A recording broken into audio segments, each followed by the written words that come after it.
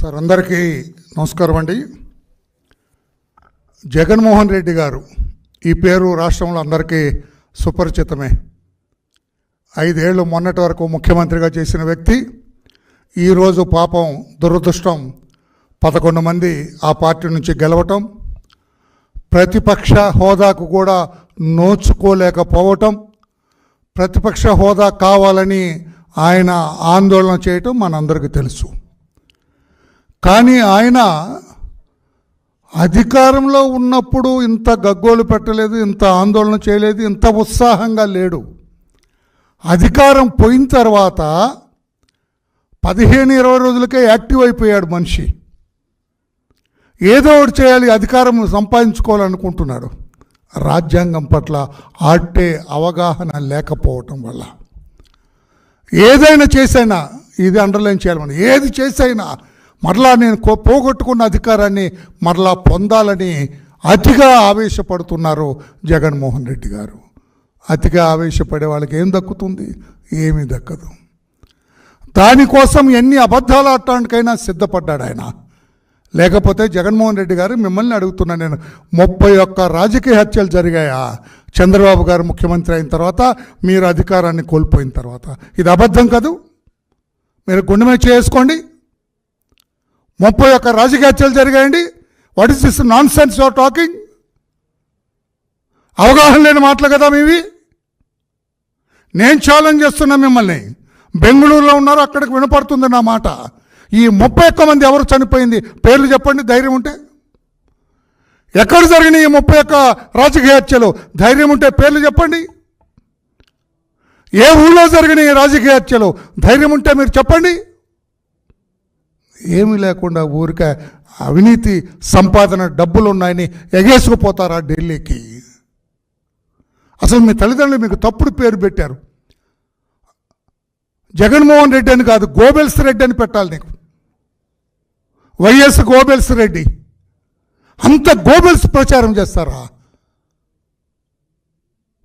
సరిగా నెల కూడా కాలేదు చంద్రబాబు నాయుడు గారు ముఖ్యమంత్రి అయ్యి. ఇంకా పూర్తిగా ప్రభుత్వం కూడా ఇంకా పూర్తిగా సెటిల్ అవ్వలేదు. ఏ ప్రాంతంలో ఏ అధికారులు ఉండాలేదు కూడా సెటిల్ అవ్వలేదు.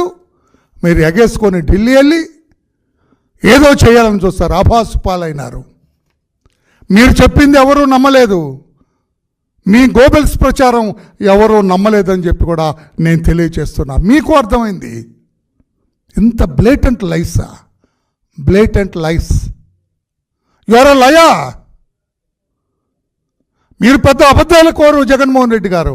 లేకపోతే ఎక్కడ మీరు అడగొద్దు. పోనీ మీ వాళ్ళు ఎవరన్నా సజ్జల రామకృష్ణ లేడనుకుంటా, A2 ఏమో కనపట్టలేదు. అదేదో ఆ గొడవలో పాత వ్యక్తిగతంగా అదేదో అందులోకి నేను వెళ్ళండి, ఏదో బిడ్డను కన్నాడు, ఇవన్నీ ఆ గొడవలోకి నేను వెళ్ళండి. నేను ఎవరు రాశారు మీకు అది 31 రాజకీయ హత్య అని? ఎవరు అవగాహన లేని వ్యక్తి, ఎవరు బుద్ధి లేని వ్యక్తి మీకు నోట్ ఇచ్చింది? ధైర్యం ఉంటే మీ పార్టీకి, మీకు, మీ పార్టీ నాయకులకి ధైర్యం ఉంటే ఆ 31 రాజకీయ హత్యలు ఎక్కడ జరిగినాయో చెప్పండి, ఎప్పుడు జరిగినాయో చెప్పండి. చనిపోయింది ఎవరు? Give me the list of the deceased. చనిపోయిన వాళ్ళ లిస్ట్ ఇవ్వండి నాకు, మీకు ధైర్యం ఉంటే. అప్పుడు నేను ఒప్పుకుంటాను జగన్మోహన్ రెడ్డి గారు చెప్పింది నిజమని.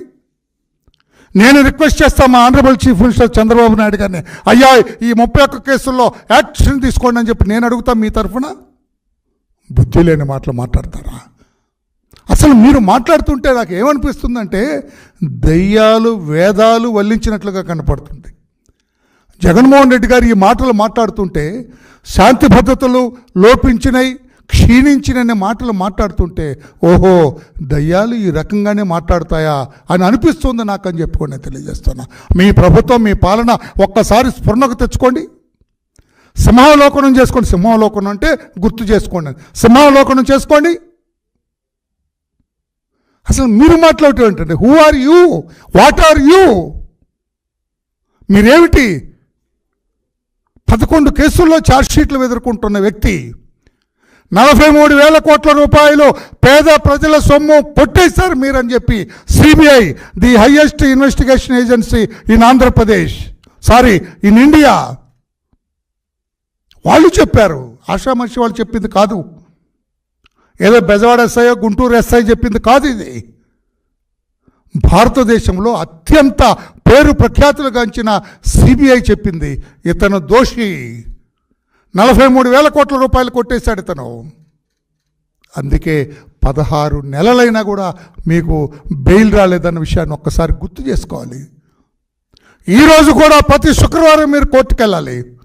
అబద్ధాలు చెప్పి కోర్టుల్ని మభ్యపెట్టి, నేను ఇంకా లోతుకెళ్తాను, కోర్టులు న్యాయస్థానాల్ని మభ్యపెట్టి ఒక రకంగా మాయ చేసి, విచ్ కమ్స్ అండర్ చీటింగ్, మాయ చేసి మీరు కోర్టులకు వెళ్లకుండా మీరు ఎగ్గొట్టిన విషయం కూడా ఒకసారి నేను గుర్తు చేస్తున్నా.